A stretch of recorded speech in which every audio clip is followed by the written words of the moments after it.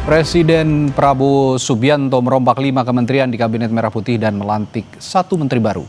Menteri Haji dan Umroh ini menjadi reshuffle kabinet kedua sepanjang 10 bulan pemerintahan Presiden Prabowo dan Wapres Gibran.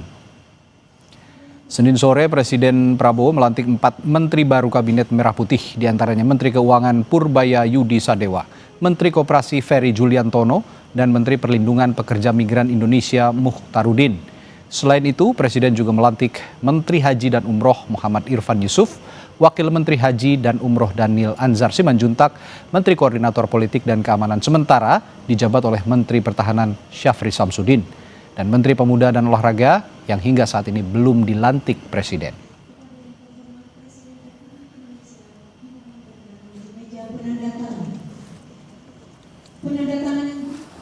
Sementara itu, Menteri Pertahanan Syafri Samsudin menggelar rapat di Kemenko Polkam. Usai Menko Polkam sebelumnya, Budi Gunawan di-reshuffle oleh Presiden Prabowo Subianto. Syafri ditunjuk Presiden sebagai Menko Polkam ad interim dan telah mendapat arahan dari Prabowo Subianto memimpin Kemenko Polhukam. Salah satu arahan dari Presiden ke Syafri diantaranya diberi kewenangan untuk melakukan langkah-langkah strategis agar pekerjaan di Kemenko Polkam bisa berjalan lancar.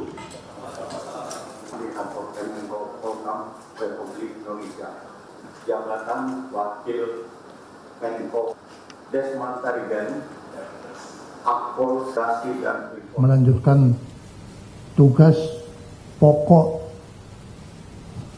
dari Kementerian Pertahanan, Kementerian Koordinator Polkam, dan saya diberi kewenangan untuk mengambil langkah-langkah yang efisien, efektif, agar supaya semua pekerjaan bisa berjalan lancar.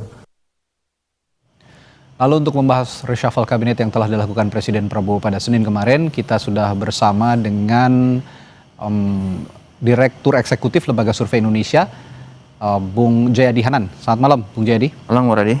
Nanti juga akan bergabung melalui sambungan virtual menyusul ada politisi Partai Gerindra nanti akan bergabung menyusul, Hendar Sammarantoko. Saya akan ke Bung Jayadi dulu. Bung Jayadi, kalau melihat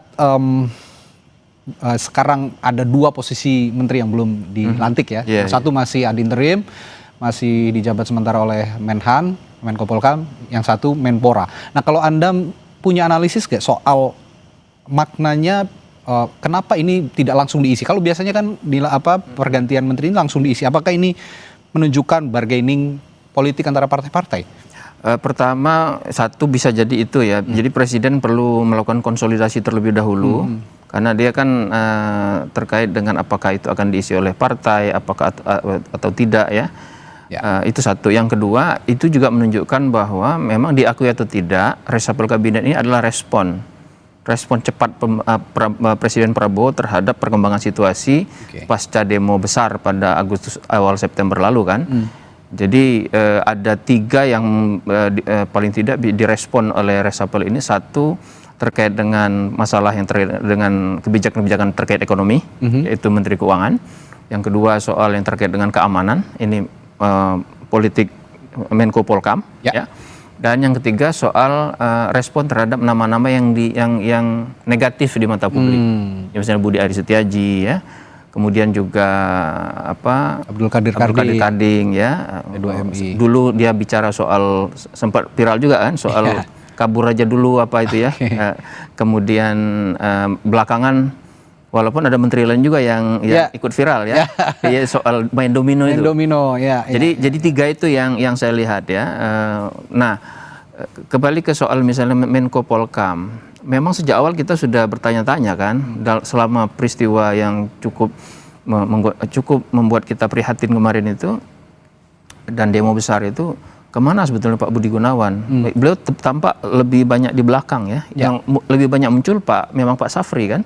Tapi biasanya kalau soal-soal keamanan nasional dalam negeri seperti berhadapan dengan demo atau kerusuhan, biasanya yang mengambil leading sektornya biasanya Menko Polhukam ya. Tapi tidak gitu. Nah, jadi ada kabar sepertinya katanya sedang tidak baik kesehatannya begitu. Iya, tapi kan negara lebih genting ya. Iya, biasanya kan kalau tidak terlalu parah biasanya menteri-menteri akan mengutamakan itu. Nah, kembali ke pertanyaan tadi, kan posisi Menko Polhukam ini agak menarik kan. dia bukan wakil partai, tapi dianggap dekat dengan petinggi partai kan, terutama dan itu menjadi menarik karena petinggi partai yang dimaksud adalah tadinya berada di tampaknya oposisi, sekarang antara oposisi dan tidak, disebut dengan penyeimbang gitu ya. Nah, apakah ada pertimbangan politik itu ketika Pak Prabowo mau mengganti? Itu berarti kan perlu dicari figur yang pertama, figur yang apa namanya, meskipun tidak dekat dengan PDIP tapi bisa menjadi jembatan komunikasi langsung lewat itu kepada Pak Prabowo. Karena tampaknya tidak dalam waktu dekat PDI akan masuk tampaknya ya, karena sudah menyatakan di Bali kemarin sebagai partai penyeimbang. Nah, itu yang kedua, memang posisi Menko Polkam adalah posisi yang sangat senior ya. Dan sebagaimana dicerminkan oleh Pak Budi Gunawan dari kepangkat pengalamannya, usia, senioritas secara pekerjaan dibandingkan dengan yang lain, maka perlu dicari figur-figur yang senior untuk itu, dan itu kan tidak banyak. Ya. Nah, sebelum saya tanyakan siapa sosok spesifik yang sepertinya nanti bisa menjadi definitif seorang Menko Polkam dan Menpora, saya ingin juga tanya atau minta pendapatnya soal 5 menteri yang kemarin juga di reshuffle. Nah, langkah ini artinya secara keseluruhan sudah tepat di tengah dinamika politik yang sepertinya agak memanas akhir-akhir ini? Itu respon awal yang cukup baik. Tapi pertama harus ditunggu dulu bagaimana langkah-langkah mereka ke depan. Yang kedua, kan apakah ini hanya sampai sini atau akan dilanjutkan lebih jauh oleh Pak Prabowo kan gitu. Itu yang menarik. Misalnya melanjutkan itu, misalnya Pak Prabowo merespon lebih jauh dengan cara merampingkan kabinet. Merampingkan kabinet itu mungkin bisa gradual sifatnya, karena kan tidak mudah, harus berhubungan dengan partai dan sebagainya. Saya kira misalnya kalau Pak Prabowo niat merampingkan kabinet, cara paling mudah, maksud cara lebih mudah adalah misalnya mengurangi jumlah wakil menteri. Nah, cara mengurangi jumlah wakil menteri itu misalnya wakil menteri yang diangkat jadi menteri sekarang nggak usah diisi lagi misalnya. Dan sebagainya. Juga ada wakil menteri yang kemarin tertangkap ya, Bang Noel ya. Itu juga gitu. Jadi kita akan lihat ke situ. Jadi tadi sudah ada respon terhadap situasi ekonomi, kebijakan ekonomi, respon terhadap situasi keamanan, dan respon terhadap kontroversi sejumlah nama pejabat negara. Jadi dari sisi kategori itu langkah awalnya udah cukup baik. Nah, soal apakah pilihannya tepat atau tidak, nah itu kan soal lain. Itu soal Tapi lain. kategorinya sudah masuk tuh ya. Nah, misalnya ada masalah, misalnya orang mulai berdiskusi banyak soal Purbaya Yudi Sadewa kan, mulai banyak berdiskusi itu, apalagi dengan pernyataan yang cukup menarik perhatian kemarin ya. Kita sudah bergabung juga Bung Hendarsam Marontoko dari Partai Gerindra. Selamat malam, Bung Hendarsam. Bung Hendarsam, bisa dengar suara? Oke, baik. Nah, ini kalau tadi saya tanya ke Bung Jayadi soal tepat atau tidaknya, saya langsung tanya ke rolling partinya yang sudah sepertinya tahu suasana kebatinan di internal pemerintahan begitu, karena kemarin juga Pak Prabowo langsung mengumpulkan anggota-anggota DPR dari Partai Gerindra untuk mendiskusikan salah satunya saya yakin soal reshuffle ini. Nah, apakah dipanggilnya para politisi Partai Gerindra ke kediaman Pak Prabowo kemarin ini benar-benar memberikan arahan bahwa reshuffle yang dilakukan kedua kalinya saat ini benar-benar perlu dilakukan menurut Anda? Ya, sebenarnya itu adalah dua agenda yang berbeda, tapi mungkin dilakukan di satu hari. Bahwa agenda pertama itu memang mengenai masalah reshuffle di sore hari, kemudian agenda kedua bertemu dan mengumpulkan para anggota DPR RI. Nah, dalam sebagaimana kita ketahui, agenda pertama di sore hari tentang masalah reshuffle, yang kedua mengumpulkan anggota DPR terkait dengan masalah ya kurang lebih dinamika yang terjadi belakangan ini, sehingga banyak timbul gejolak di masyarakat, terutama di lapangan juga, yang tuju ya objeknya kepada salah satunya kepada DPR. Dan oleh karena itu kemudian Pak Sekjen kita, Mas Sugiono juga sudah menyampaikan bahwa dalam pertemuan tersebut ya untuk diberikan pengarahan-pengarahan khusus supaya menjaga citra partai ya sesuai dengan sesuai dengan gambaran partai yang sebenarnya. Citra partai tanpa harus pencitraan itu penting sekali buat kita ya, tetap genuine tapi juga harus tetap menjaga, jangan juga flexing kan seperti itu ya, menjaga tutur kata, adab dan lain sebagainya. Tentu hanya ini menjadi koreksi kita bersama bahwa teman-teman kita mungkin di partai lain mengalami objek yang disorot oleh masyarakat. Nah, tentunya ini koreksi kita bersama untuk ke depannya. Baik. Jadi itu dua hal yang berbeda menurut saya. Baik, Bung Hindarsam, tadi juga saya tanya ke Bung Jayadi bahwa saat ini masih ada 2 menteri yang kosong, Menko Polkam dan Menpora. Nah, mengapa dikosongkan, tidak langsung saja dilantik atau diganti, dimunculkan sosok yang menggantikannya? Apakah ini juga salah satu jadi bargain partai-partai politik termasuk Partai Gerindra? Saya akan tanyakan hal itu setelah jeda di Sapa Indonesia Malam Total bersama kami. Malam hari ini, tadi saya ke politisi Partai Gerindra Bung Hendarsam Maratoko. Bung Hendarsam, saya tadi sebelum jeda bertanya, 2 posisi menteri saat ini kosong. Menko Polkam, seorang menteri koordinator yang masih belum diisi, masih ada interim diisi oleh Menhan, Pak Syafri Samsudin, dan Menpora. Nah, biasanya kalau reshuffle kan langsung diisi sosok-sosok pilihan begitu, yang dipilih langsung oleh Presiden. Tapi kenapa saat ini dikosongkan terlebih dahulu? Apa alasannya? Apakah ini jadi juga alasan bargain-bargain partai politik termasuk Partai Gerindra?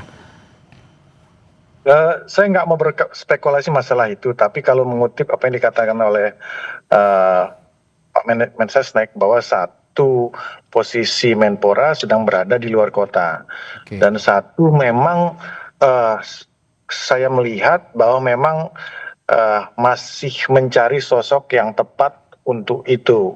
Nah, dan gambaran atau bayangan yang ada saat ini ya di depan mata itu ada pada Pak Syafri Samsudin, kan gitu.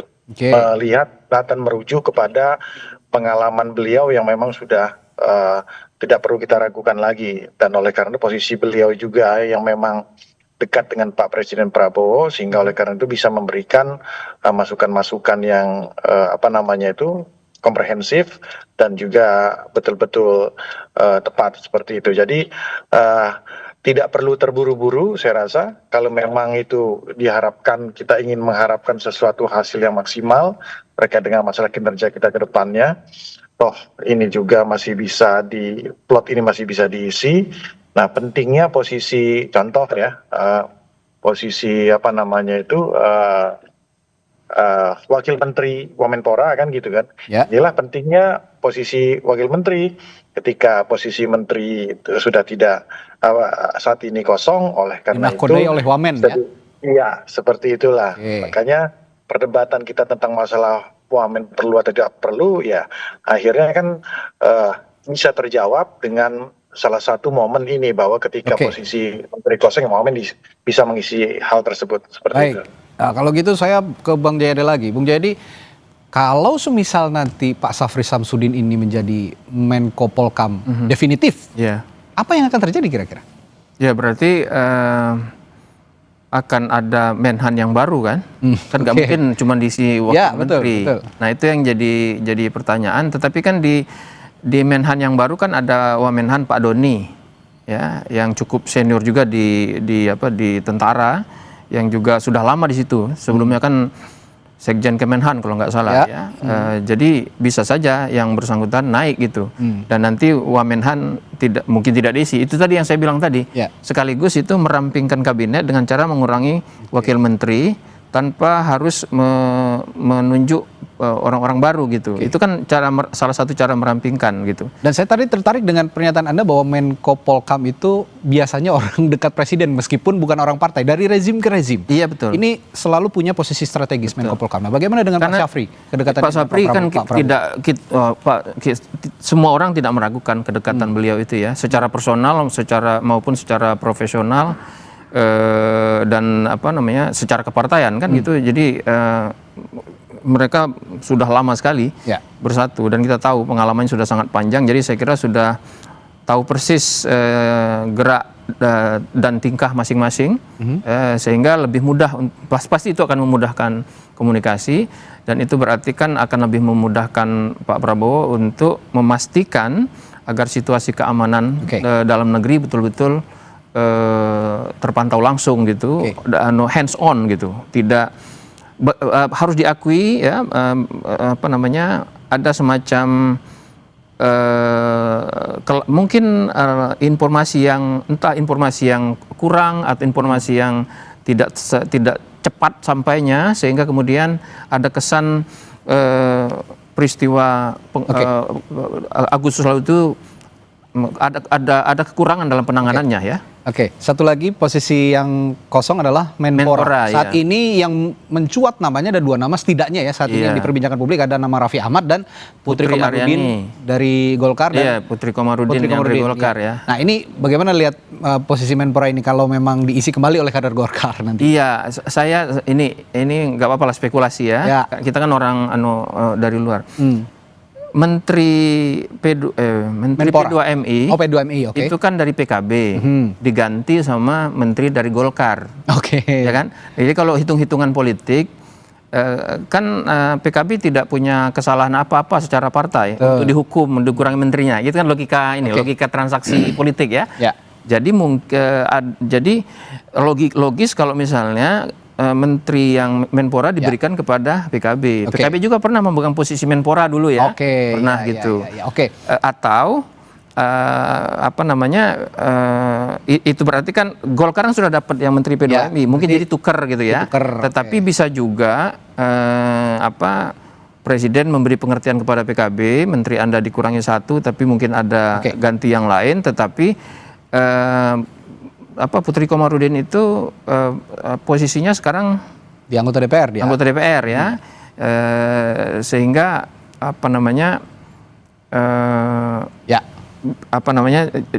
tetap diberikan kepada Golkar sebagai jatahnya Golkar gitu. Oke, berarti kalau gitu saya singkat saja ya Bung Hendarsam, karena saya harus tanyakan ini, apakah juga ada urgensinya dari Partai Gerindra untuk mengisi posisi-posisi menteri yang kosong ini? Kalau memang Golkar sudah ada jatahnya, mungkin Gerindra nanti yang bisa mengusulkan nama di Menpora. Tahu-tahu Bung Hendarsam yang jadi. Kan, kita kembalikan lagi lah kepada Pak Presiden. Baik. Itu kan udah bahasa yang lazim kita sampaikan, hak prerogatif presiden dijamin oleh Undang-Undang Dasar. Tentukan kan oleh karena itu semua partai juga mengerti posisi konstitusi presiden dalam hal ini. Jadi kita kembalikan lagi kepada Pak Presiden untuk menentukan hal tersebut. Karena itu memang hak prerogatif presiden, sehingga apa yang diputuskan oleh presiden, Partai Gerindra akan mengikuti, begitu ya kira-kira. Ya, maksud saya kalau memang itu tidak diganti ke PKB, presiden perlu menjelaskan dulu kepada PKB kan. Perlu waktu sedikit lah. Baik, terima kasih Bung Jayadi, Bung Hendarsam telah berdiskusi malam hari ini di Sapa Indonesia Malam. Kita tunggu nanti siapa yang akan mengisi sosok-sosok penting, sosok-sosok yang potensial untuk mengisi posisi Menko Polkam dan juga Menpora. Terima kasih. Sampai jumpa lagi, sehat selalu. Saudara, suasana di Gaza, Palestina semakin memprihatinkan. Peran relawan menjadi salah satu yang paling krusial di tengah perang. Kita akan bahas hal ini usai jeda. Bersama rekan saya Friska Clarissa.